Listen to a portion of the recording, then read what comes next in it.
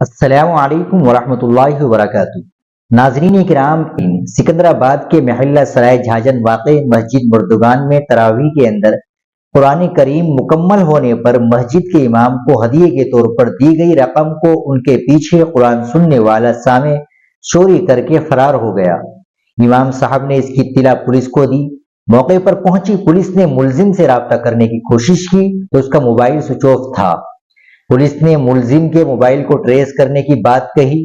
موصولہ اطلاع کے مطابق بہار کے ضلع بانکا کے رہنے والے حافظ محمد فیروز تقریباً 3 سال سے سکندرآباد کے محلہ سرائے جھاجن واقع مسجد مردگان میں امامت کے فرائض انجام دے رہے ہیں۔ انہوں نے بتایا کہ تراویح میں 21 روز کا قرآن پورا ہوا تھا۔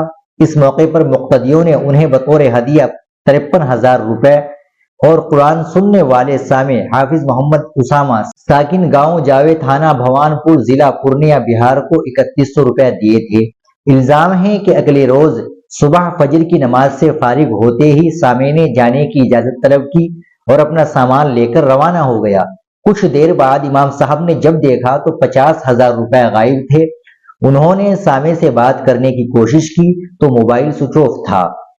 کئی گھنٹے بعد جب اس سے بات ہوئی تو اس نے اپنی غلطی کا اعتراف کیا اور چوری کی گئی رقم کو واپس لوٹانے کی بات کہی، مگر ابھی تک کوئی رقم واپس نہیں لوٹائی گئی۔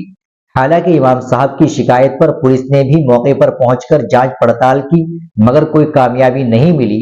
پولیس نے ملزم کے موبائل کو ٹریس کر کے آگے کی کارروائی کرنے کی بات کہی ہے۔